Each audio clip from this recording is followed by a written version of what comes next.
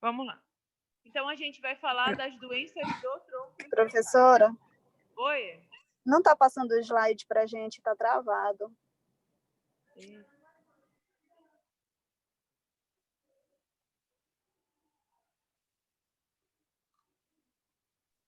Está aparecendo a parte do computador.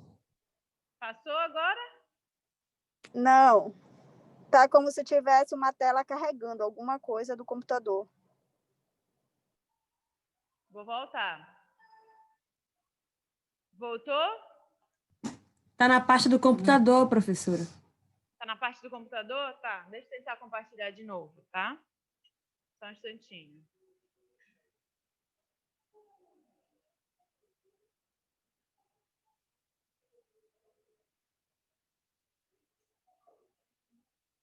E agora? Sim. Agora foi, né? Apareceu. Pronto. Estou aparecendo aí para vocês também? Sim, linda. Pronto. Então, vamos lá. Tá? Então, a gente vai falar das doenças do tronco encefálico. A gente sabe que o tronco encefálico ou tronco cerebral, em algumas literaturas vocês ainda vão encontrar tronco cerebral, tá? Mas a gente sabe que é encefálico, a gente sabe que vem mudando essa nomenclatura. Ele fica localizado entre a medula e o diencéfalo. E ventralmente ao cerebelo. O que seria esse ventralmente? Na região anterior ou na região posterior? Anterior, né? Então, o cerebelo está atrás e o tronco está na frente. Ele é dividido em bulbo, mesencéfalo e ponte. Então, aqui está ele, tá? Esse daqui, menor, é o mesencéfalo. O mesencéfalo, ele está próximo de quem? Quem tem aqui em cima? O diencéfalo, tá? Então, nessa região de cima, a gente tem o diencéfalo e aqui o mesencéfalo. Como a gente tem essa região do mesencéfalo mais próximo da região de cima, da região do crânio, ele vai ter mais características dessa região, tá? E aí a gente tem a ponte, ok? E depois a gente tem o bulbo. O bulbo, como ele já está na parte mais caudal, na parte mais inferior, ele já vai ter mais características de quem? Quem é que vem depois do bulbo? A medula, tá? Outra coisa que eu quero que vocês prestem bastante atenção. Nessa região aqui do tronco encefálico, a gente tem passando quem? Tem passando quem?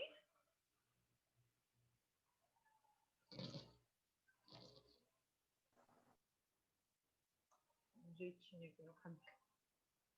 Quem é que a gente tem passando aqui, ó? Tem indo para cima e tem indo para baixo. Pares cranianos? A gente tem vários pares de nervos cranianos, né? A gente pode ver aqui, abducente, olfatório, tá? Mas aqui dentro, quem a gente tem passando? Uma parte sobe e outra parte desce. Artéria vertebral? A artéria, sim, né? A gente está falando da circulação. Mas vamos falar da questão da informação. Isso, as vias, tá? As vias aferentes são as vias que vão em direção ao córtex e as vias eferentes descem com a informação, tá? Geralmente uma informação de retirada, uma informação motora, depende do que foi solicitado, ok? Então, partindo desse princípio, se a gente tiver alguma alteração de mesencéfalo, ou de ponte, ou de bulbo, a gente já sabe que a gente vai ter o que afetado no paciente, pensando assim, dessa forma.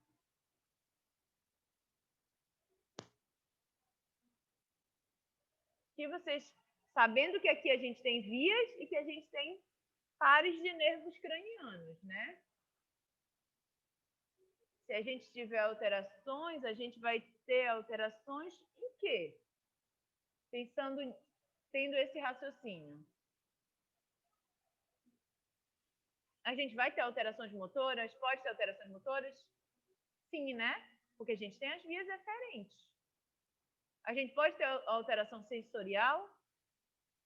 Sim, também, né? Também tem vias aqui, tá? E a gente pode ter alterações de nervos? Hein, gente? De nervos, o que vocês acham? Pode, né? Olha aqui. A maior parte dos nervos cranianos saem dessa região, tá? E aí a gente vai falar um pouquinho de cada síndrome de tronco cerebral, ok? Aqui a gente tem o bulbo, vamos falar um pouquinho da anatomia para a gente poder entender, tá? Na região do bulbo, a gente tem a região das pirâmides. O que acontece na região das pirâmides?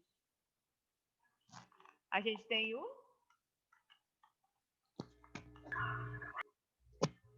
cruzamento das vias, né? Que a gente chama de decussação das pirâmides, tá? Então, nessa região aqui que vocês estão observando que tem um xizinho, é onde as vias fazem a decussação. E aí elas mudam de lado. Lembra que a gente falou do AVE, segunda-feira? Porque que ocorre do lado e a resposta vem para o outro, tá?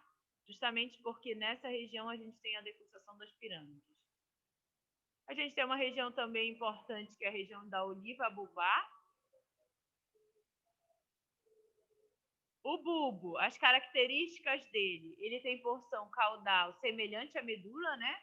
A gente já falou quem é mais próximo da região cerebral. Mesencéfalo. Então, ele tem características mais parecidas com o mesencéfalo, com o diencéfalo, tá? A gente tem o nível da oliva, que não vai existir mais semelhança, tá? Então, quando a gente sobe um pouquinho mais aqui na região da oliva, a gente já não tem mais tanta semelhança com a medula quanto a gente tem aqui embaixo, tá? Por que isso? Porque bem aqui, logo aqui embaixo, a gente já tem a medula. Começa a região medular, tá? A gente tem o aparecimento de novos núcleos próprios do bulbo. A gente também tem outras características importantes, que são a decussação das pirâmides, decussação dos lemniscos e a abertura para o quarto ventrículo, tá? Isso daqui, gente, é só uma revisãozinha, tá bom? Só uma coisinha para a gente poder entender um pouquinho as síndromes.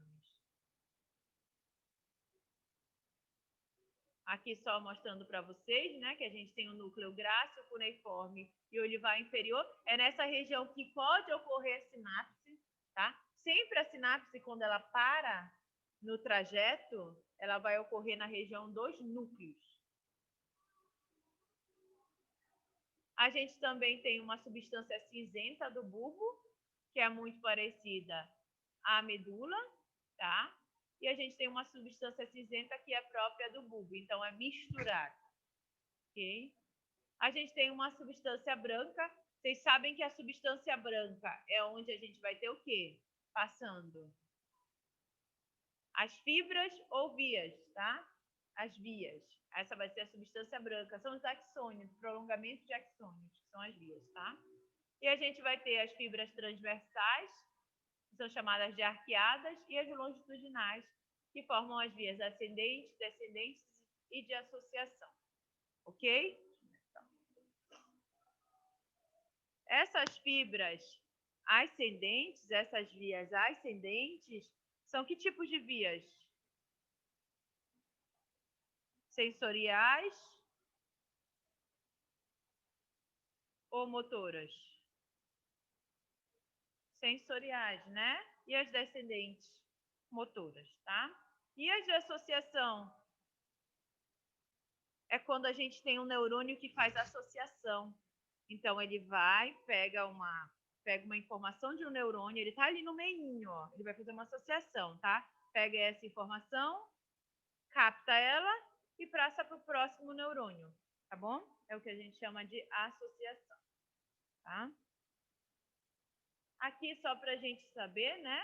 A gente tem alguns núcleos vestibulares, salivar inferior, dorsal do vago, ambíguo, hipoglosso e trato solitário. O que é que vocês perceberam nesses núcleos? Eles têm nomes parecidos com o quê? Nervos cranianos. Então, são os núcleos relacionados aos nervos cranianos, tá bom? Por que eu estou falando isso? Porque eu quero que vocês entendam que quando a gente tem alteração de nervos cranianos, a gente tem muitas alterações de quê? De face. Então, meu paciente que tem alguma síndrome de tronco, provavelmente ele vai ter alterações de face. Inclusive, a gente já viu o tratamento para alterações de face, né? A gente pode usar alguns daqueles exercícios que a gente aprendeu em paralisia facial, certo? Tá? Focando sempre no que a gente quer reabilitar. Então, se o meu foco é mais a questão da salivação, como é o nome dessa musculatura aqui? Que fica ao redor da boca. O principal, redondinho aqui, ó. Orbicular, tá? Então, de repente, alterou mais o orbicular. Eu preciso fazer exercícios que eu trabalhe essa região, tá? E aí a gente tem as vias, né? As nossas vias ascendentes. Então, a gente tem vários tratos, tá? Vários tratos e fascículos. A gente tem o grácil, cuneiforme, via do leminísco medial. Tudo isso vocês já estudaram mais lá atrás, tá? Neurociências, neurofisiologia, neuroanatomia, tá bom? A gente só está relembrando aqui. Trato espinho talâmico lateral, espinho talâmico anterior, trato espinho cerebelar, tá? Uma via que faz conexão com o cerebelo.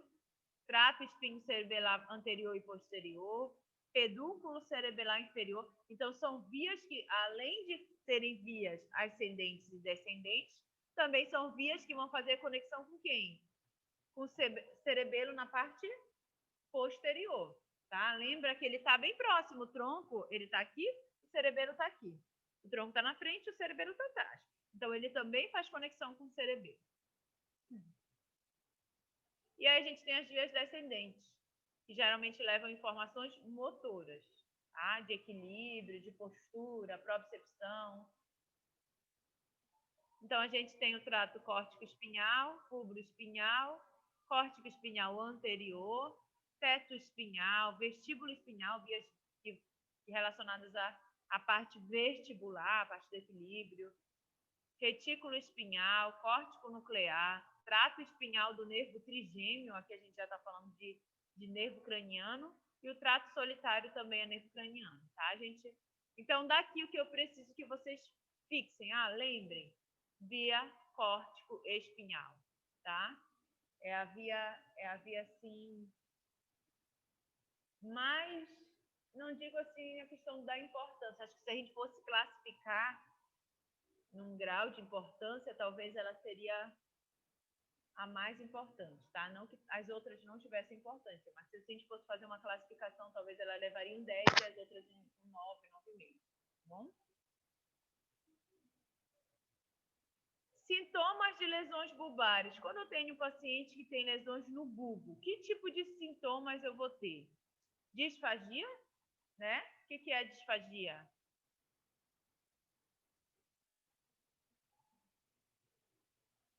O que o paciente desfaz? Dificuldade na deglutição, né? Pode ter alteração de fala também, tá? Aquele paciente que tem a cialorreia constante. O paciente pode ter alteração de fonação, a fala, alterações de movimento da língua, paralisias. Por que paralisias? Porque o paciente pode ter paralisias, perda de movimento.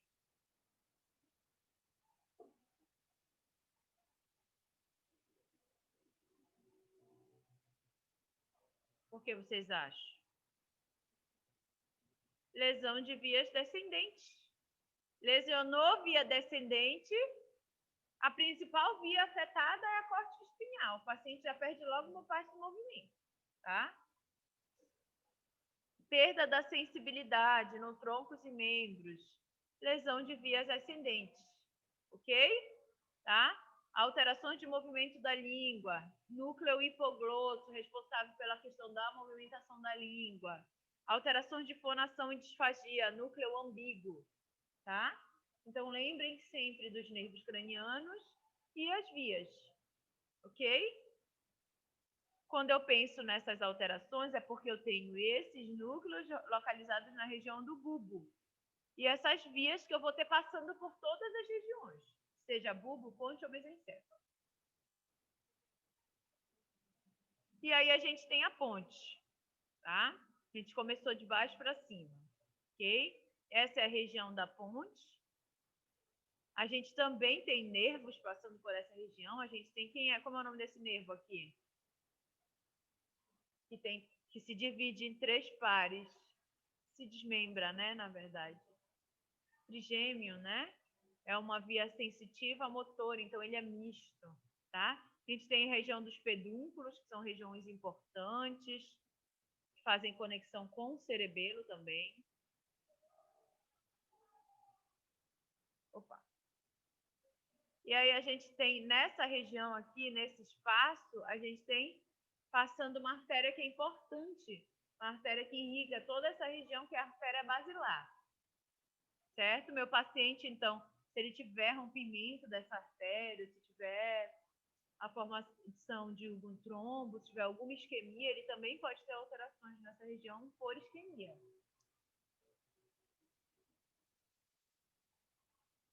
A gente tem a parte ventral, que é a base da ponte, tá? A gente tem estruturas diferentes de outras áreas do tronco cerebral, então uma área que é só dela, tá? Região dos pedúnculos, tá, gente? É uma parte que só ela tem, não é parecido com nenhuma outra região.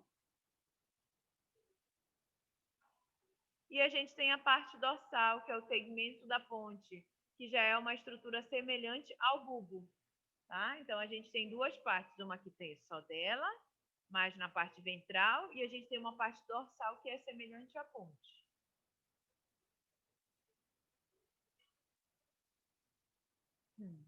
A gente tem fibras longitudinais. De novo, a gente tem o trato córtico-espinhal. Por que a gente tem esse trato córtico-espinhal se repetindo? Porque ele vai de lá de baixo até lá em cima, de lá de cima até lá embaixo. Então, é caminho, é trajeto. É como se eu tivesse uma pista, Belém Mosqueiro, e a ponte, o mesencéfalo e o bulbo estão lá no meio, tá? Então, ali eu tenho uma via. Se eu tiver uma alteração na ponte, é a mesma via afetada. Se eu tiver no bulbo, é a mesma. Se eu tiver no mesencéfalo, é a mesma, porque é trajeto, é caminho, tá? E aí a gente tem os próprios deles, né? Que é o trato córtico contínuo, tá? A gente também tem as fibras transversais e núcleos contínuos, que são as fibras pontos cerebelares.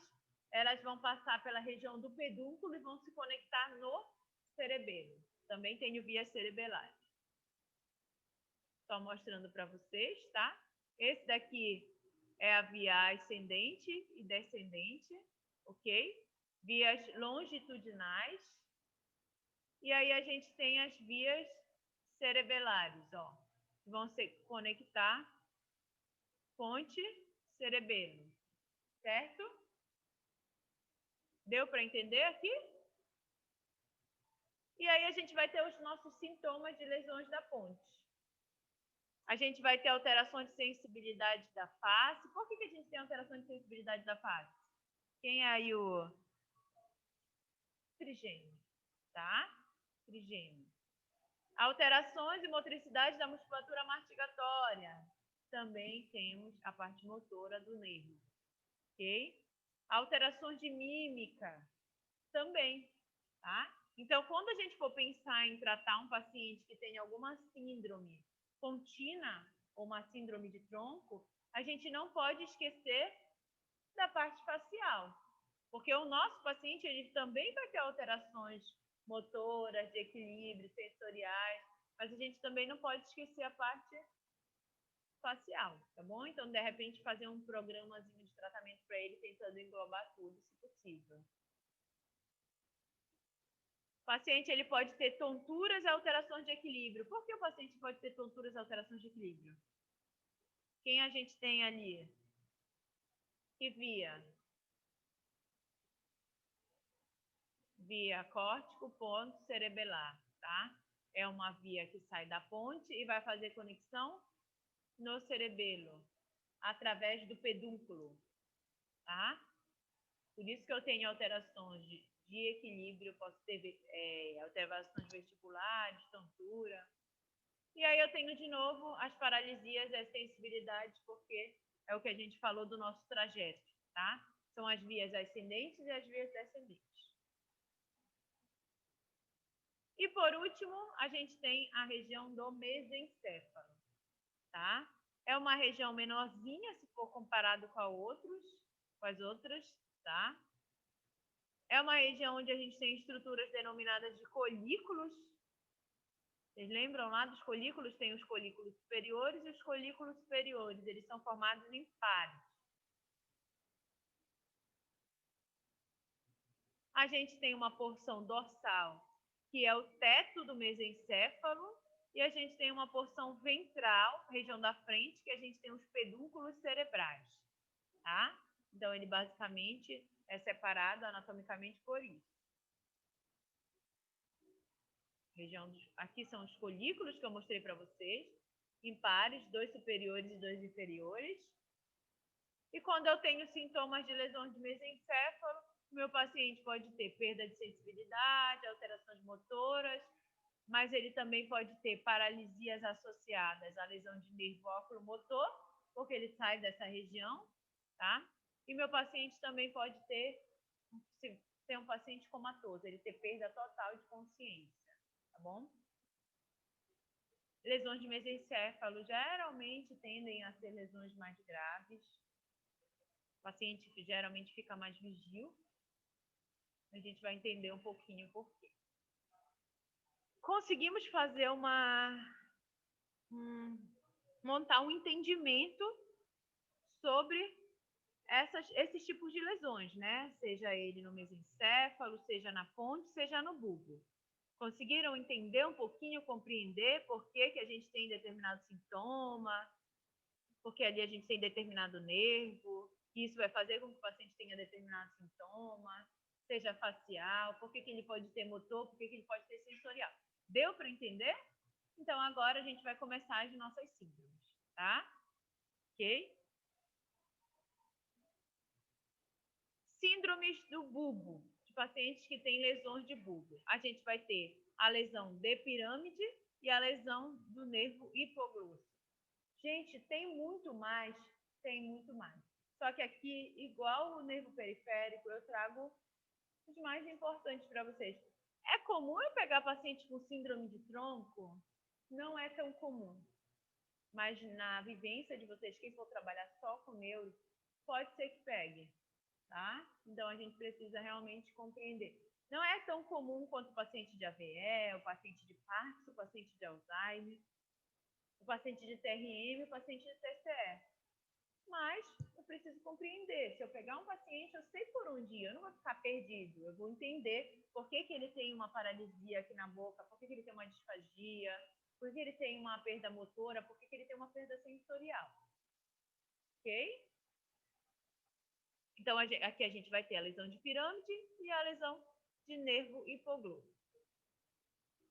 Na síndrome por lesão de pirâmide, eu vou ter comprometimento do trato córtico-espinhal. Lembra que eu falei para vocês? Se não lembrar dos outros tratos, lembrem principalmente desse trato, córtico-espinhal. Ele é um dos mais importantes. Eu daria para ele um 10 na importância e para os outros eu ficaria entre 9 e 9,5. O que vai acontecer com esse trato córtico-espinhal? Ele sempre vai cruzar abaixo do nível da lesão. Por quê? Quem é que eu tenho aqui? Na região das pirâmides? Decussação. Então, ele sempre cruza. Se foi de um lado, o meu problema vai ser do outro lado. Lesão à direita, sequelas à esquerda. Meu paciente vai sempre ter uma hemiparesia do lado oposto ao lesado, tá? Então, fixem isso. Sempre que foi acima da pirâmide a lesão, via motora, outro lado, ok? A lesão ela vai se estender dorsalmente, atingindo os demais tratos motores descendentes. O quadro é hemiplegia, tá? Então, meu paciente ele pode ter uma hemiparesia? Pode. Mas ele também pode ser hemiplégico? Pode. Qual é a diferença? Qual é a diferença entre um e outro? Hemiparesia e hemiplegia?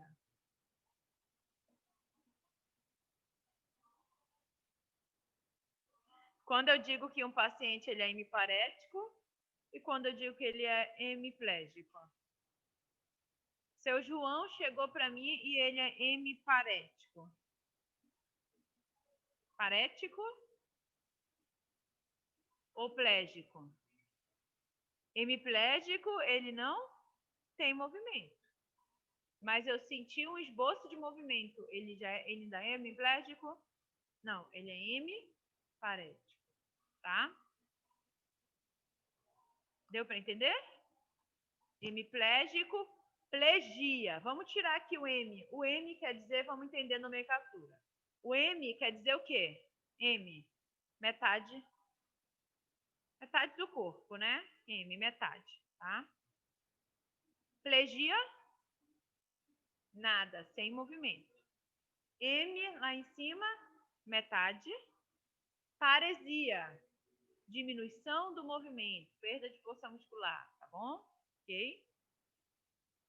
Então, na lesão da pirâmide, eu tenho principalmente alteração de nível motora, ok? O paciente teve uma síndrome por lesão de pirâmide, ele vai ter alterações motoras. Quem é o principal afetado? Córtico espinhal. Quando eu tenho uma síndrome por lesão do hipoglosso, eu vou ter paralisia dos músculos da metade da língua situada do lado lesado, tá? Então, o hipoglosso, a gente já está falando lá dos núcleos, dos nervos cranianos. Sinais de síndrome de neurônio motor inferior e atrofia dessa musculatura, tá? Então, eu vou ter uma paralisia na musculatura da língua, apenas do lado afetado. Vocês acham que esse paciente ele vai ter dificuldade para deglutir? Sim, né? Provavelmente é um paciente que vai ter dificuldade para deglutir. Ok? Vocês acham que aqui seria mais indicado a fisio ou a fono? Tem paciente que pode fazer junto, né? Precisaria dos dois, ou precisaria só da fono, tá bom? Mas pode ser com os dois, depende. Se eu vou fazer um tratamento mais a nível de paralisia facial, mas se for mais disfagia, é fono, tá? Ok? O ideal é que seja ou os dois ou a fono, tá bom? Nunca só a físio. Pensar sempre nessa parte de disfagia, encaminhar o paciente para fono. Síndrome da artéria cerebelar inferior posterior ou o Wallenberg, tá? Como o nome já diz aqui, a gente está falando a nível de cerebelo, tá? Então, provavelmente é alguma conexão via cerebelar, bulbo cerebelo. Então, eu vou ter alterações na artéria cerebelar inferior posterior, que vai irrigar a parte dorsal lateral do bulbo. Vai ter uma alteração circulatória. O meu paciente pode ter trombose dessa artéria. Lembra que eu falei para vocês? Mas eu falei da artéria basilar, né? Se tem um trombo ali, se eu tenho uma alteração de uma hemorragia, se for um trauma de repente, tá? Qual é o sintoma que o meu paciente vai ter? Incoordenação de movimentos na metade do corpo situada do lado lesado. Ok? Então, meu paciente ele vai ter alterações de coordenação de movimento. Foi eu que apertei aqui? Não? Ah, tá. Pensei, eu vi uma luz vermelha. Até me assustei. Tá? Perda da sensibilidade térmica e dolorosa na metade da face do lado da lesão. tá? Então, aqui a gente já tem misturado, né, gente? A gente tem sintomas de nervo, sintomas de cerebelo e sintomas de vias, tá? Perda da sensibilidade térmica e dolorosa na metade do corpo, situada do lado oposto ao da lesão, tá? Aqui a gente tem que pensar em vias, ok? Disfagia e disfonia. Disfagia, alteração na deglutição. Disfonia, dificuldade na fonação, ok?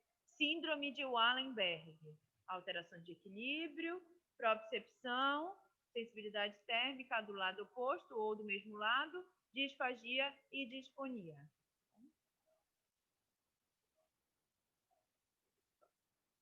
Okay.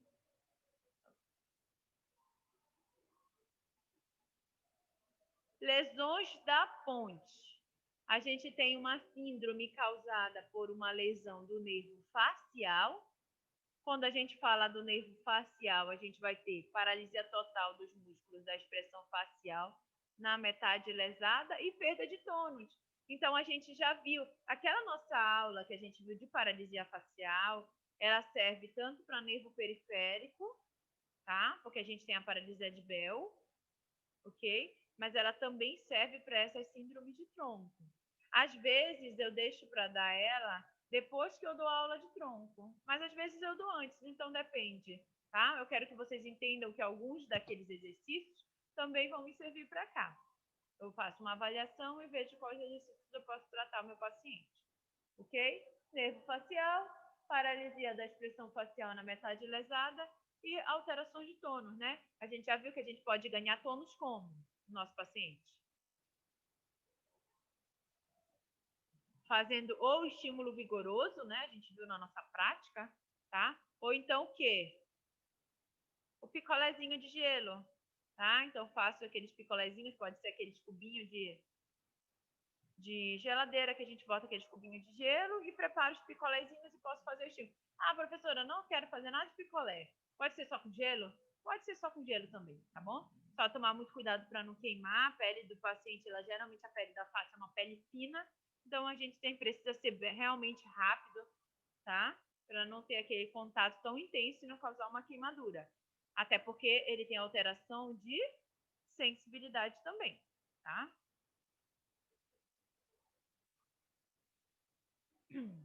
O meu paciente, ele pode ter alterações no músculo bocinador, e aí ele vai ter vazamento de saliva, né? Vocês sabem que o músculo bocinador, ele faz o quê? Ele segura aqui, tá? A nossa boca nesse movimento, ok? Se ele não funciona, a boca vai ficar aberta de um lado, e aí a saliva vai escorrendo. Como é que a gente chama isso? Termo técnico. Quando o paciente fica o tempo todo escorrendo saliva. Cialorreia, tá? Então, quando você, paciente com cialorreia constante, você já sabe que é aquele paciente que às vezes precisa fazer a aspiração da boca, vias aéreas superiores da boca, principalmente a boca, tá? O paciente vai ter um desvio da comissura labial para o lado normal, isso a gente já viu lá em paralisia facial, né? Então, o paciente... Esse é o lado normal, tá? Esse é o lado afetado, tá bom? É o bucinador que não está funcionando normalmente. Oh, meu Deus.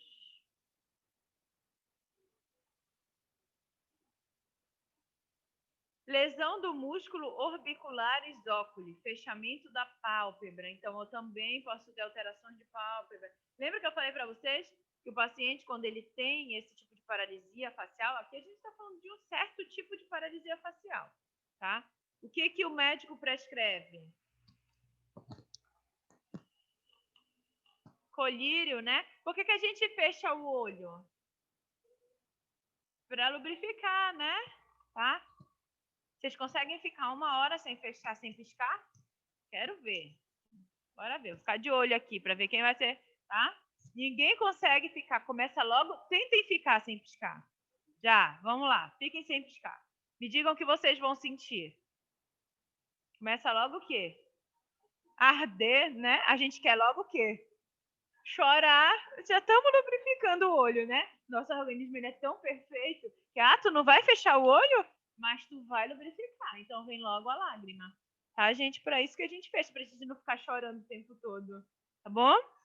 Então, o paciente, ele é assim também. Então, ele precisa... Se o paciente chegar para você de paralisia facial e não tiver passado pelo médico ainda, vocês encaminhem, porque ele precisa fazer os medicamentos, precisa fazer uma avaliação mais clínica, tá? Precisa fazer o uso do colírio, que a gente não pode prescrever, tá bom? Não é nossa habilidade, tá? Então, se chegar para vocês só com a paralisia e vocês perceberem que tem alteração, encaminhem ele para ir para o médico para fazer essas prescrições, tá? E aí o paciente também pode ter alterações do fechamento da pálpebra por conta do reflexo corneano abolido. Como é que a gente testa esse reflexo? A gente viu lá nas nossas primeiras aulas, logo em avaliação, né? Pode ser com cotonete, pode ser com dedo, tá? Então, se alguém for tocar no olho de vocês, vão piscar, tá? Ok? Certo? A tendência é que a gente pisque. Então, isso se chama reflexo corneano.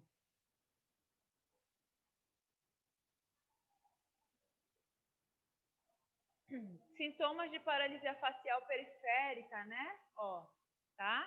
Quando eu tenho paralisia facial periférica, eu vou ter ombro lateral e uma metade toda da face, total, tá? Por que eu estou falando isso?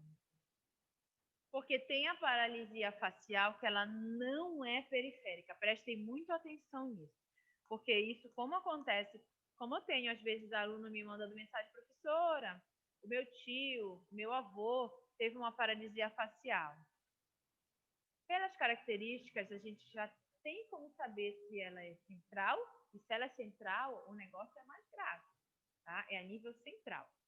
Ou se ela é periférica. E aí a gente pode ter a paralisia de Bell, pode ser um vírus que inflamou lá um nervo, a gente já não tem uma magnitude tão grave, tá bom? A central, ela pode ser por compressão de tumor, pode ser por uma síndrome, enfim, tem várias outras patologias, outras causas. Quando a gente tem a periférica, a gente vai ter uma face inteira afetada, tá? Então, a gente tem um lado inteiro afetado, ok? Aqui, periférica, um lado inteiro afetado, tá bom? Quando a gente tem a central, a gente não tem um lado inteiro afetado. A gente tem essa metade para cá afetada. Tá bom? Aqui, ó. O paciente ele vai paralisar isso, mas ele vai continuar tendo movimento de levantar a pálpebra, certo? Ok? Deu para entender quando é central e quando é periférica, tá? Qual é qual? Número A já. Letra A. Central ou periférica?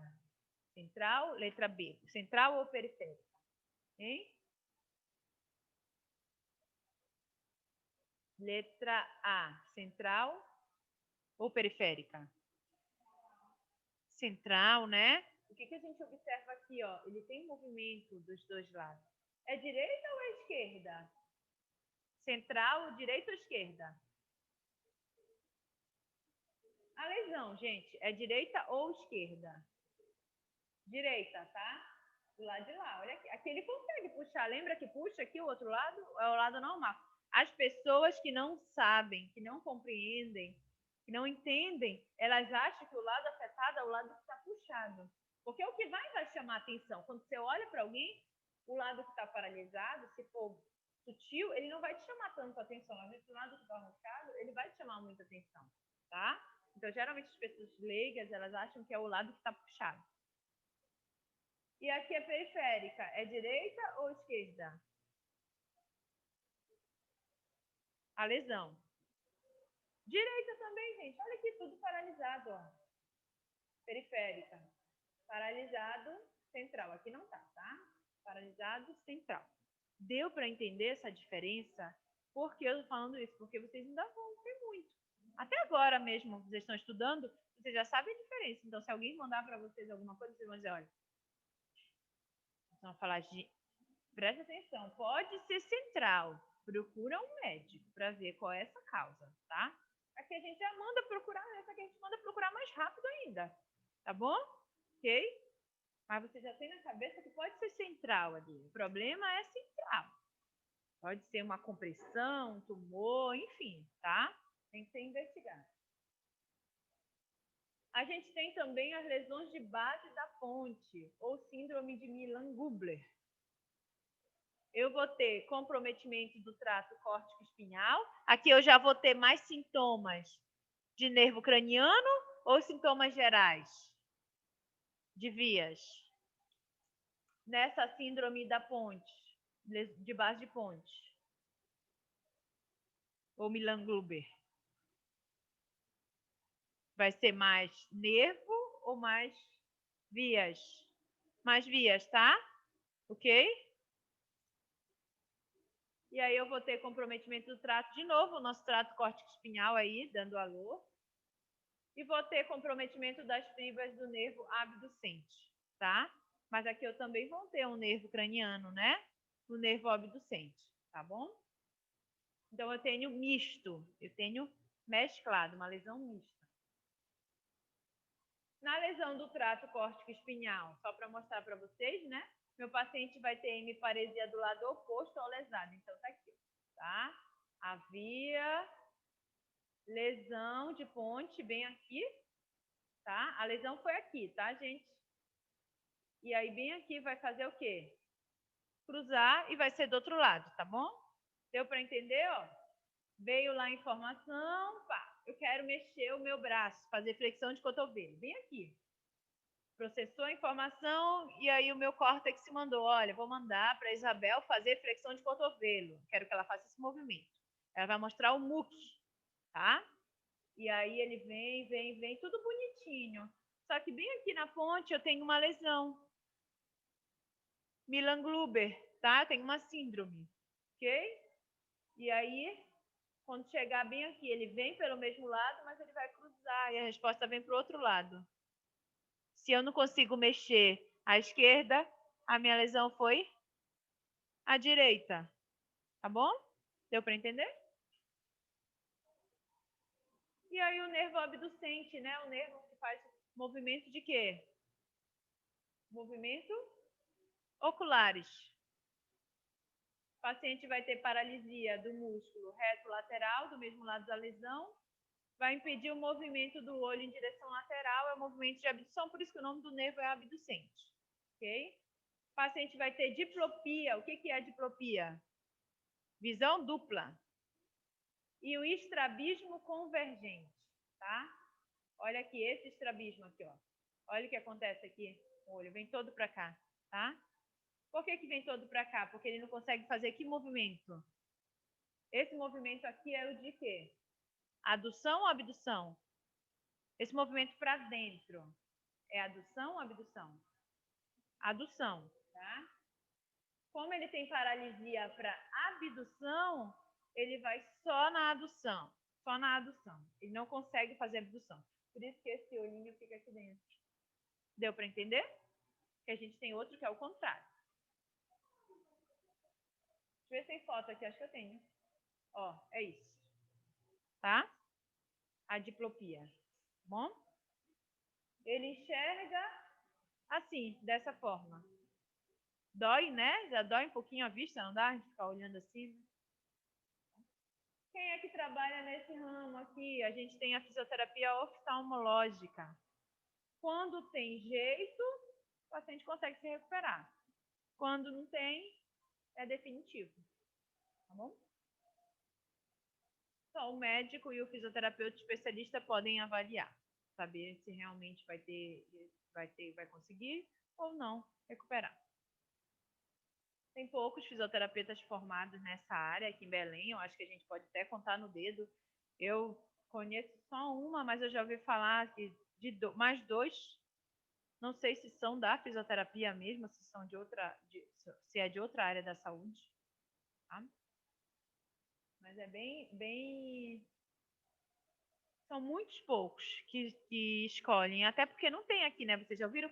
Vai ter curso de fisioterapia oftalmológica. Não, né? Tem que ir para fora e faz o curso e volta, se quiser voltar para trabalhar com isso.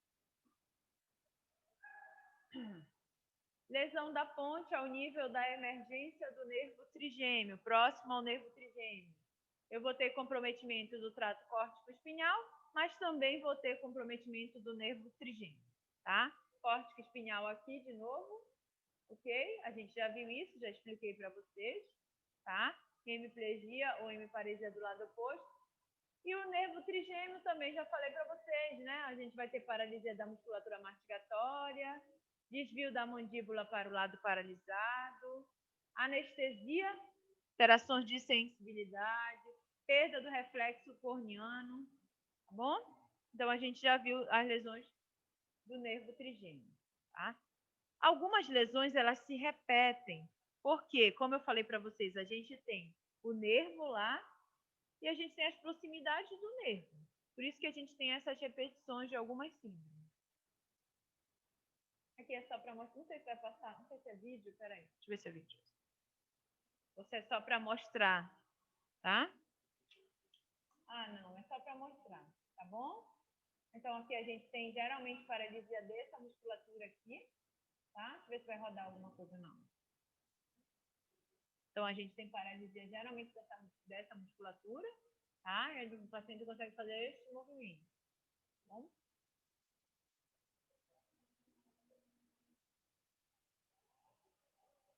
Lá, tá acabando. Lesões do mesencéfalo. Nas lesões do mesencéfalo, a gente tem a lesão da base do pedúnculo cerebral, perdão. Lembra que eu falei para vocês? Região importante, a gente precisa fixar um pouquinho, tá? Que a gente tem uma síndrome lá. Ou síndrome de Weber. Eu vou ter comprometimento do trato córtico-espinhal de novo. Se for, caiu na prova uma síndrome, mesencéfalo ponte bulbo.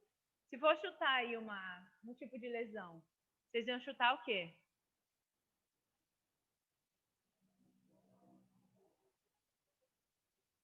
Se tem uma lesão de ponte, bulbo ou mesencéfalo, qual é que vocês iam chutar?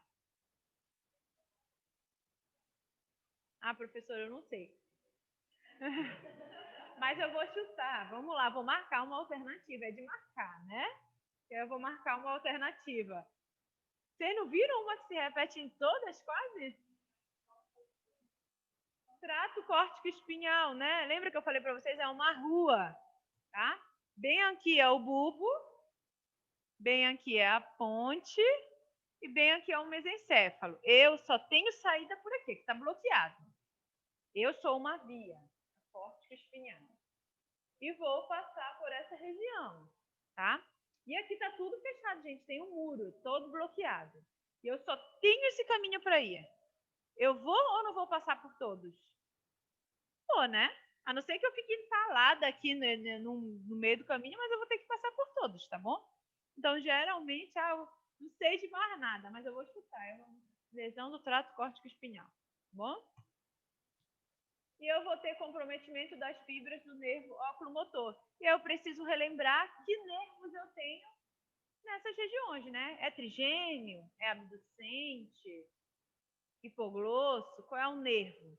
Se eu sei o nervo, se eu sei a anatomia, dificilmente eu não vou saber o que fazer com o meu paciente. A anatomia é o básico, né? Tá? Até para a gente tratar, seja em qualquer área, a gente precisa entender a anatomia.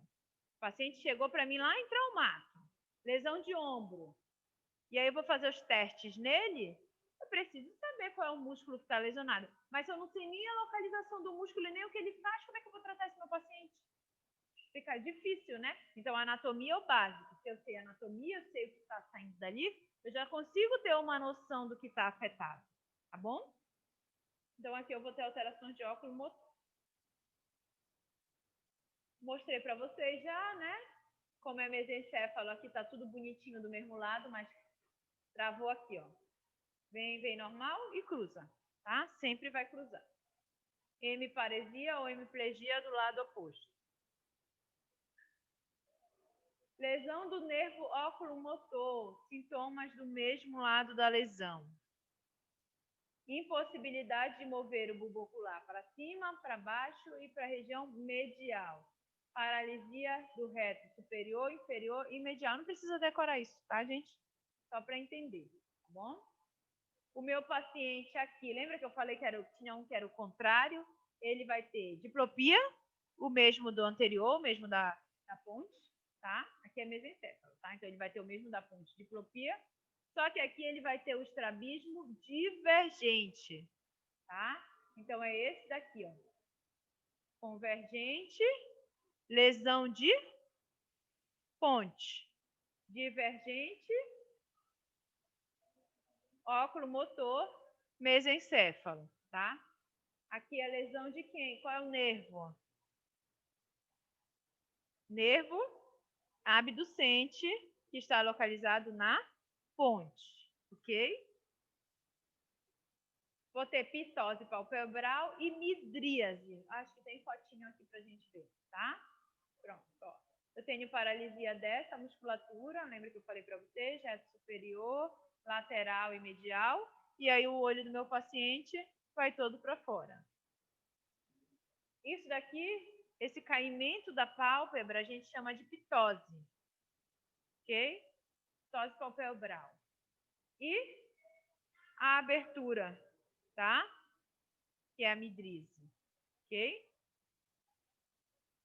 O normal não é essa pupila dilatadona, tá? É uma pupila normal. Você vai lá, você joga a luz, é normal ela abrir um pouquinho, mas tudo isso não, tá bom?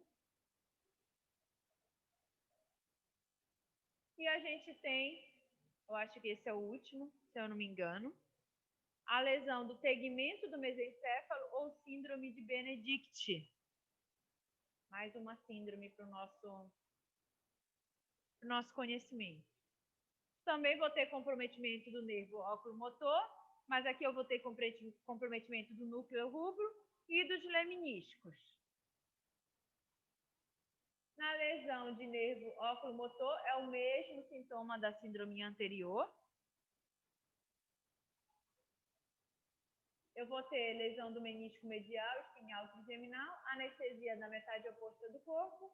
Se for na cabeça, vai ser a lesão do leminisco trigeminal, tá? Então, quando a gente pensa no menisco, leminisco ou leminisco, a gente pensa sempre na via sensitiva, tá?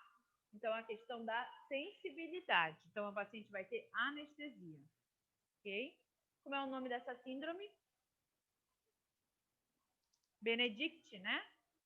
Tá? Ou do pedúnculo. E quando eu tenho lesão do núcleo rubro, meu paciente ele vai ter tremores e movimentos anormais do lado oposto à lesão. Tá? Então, sempre quando eu pensar no núcleo rubro, vou pensar nesses movimentos involuntários. Ok? Opa, não era a última, né? Tá? Síndrome de Parinot. Eu vou ter tumores na pineal, tá? Isso aqui é muito difícil de encontrar. Só para título de conhecimento para vocês, tá bom? Então, é uma paciente que vai ter tumor na região pineal, vai comprimir o colículo superior, que está próximo dessa região, tá? Então, aqui o colículo superior, glândula pineal. Eu vou ter uma massa sendo formada aqui nessa região, que vai comprimir minha região do colículo. O paciente vai ter uma paralisia do olhar conjugado para cima, tá? Esse movimento aqui, ó. Ok? Certo? Muito raro, difícil de encontrar. Na minha prática clínica, nunca peguei. Bom? Mas vale a pena o conhecimento. Certo? Dúvidas? Não? A gente pode ver algumas síndromes, tá, gente? Existem outras, mas são extremamente... Essas já são difíceis da gente encontrar, tá? As outras são muito, muito, muito raras. Então, assim, o que eu... Deixa eu só finalizar aqui. Já vai conversar. Tá muito pesado o vídeo. E eu não vou gravar.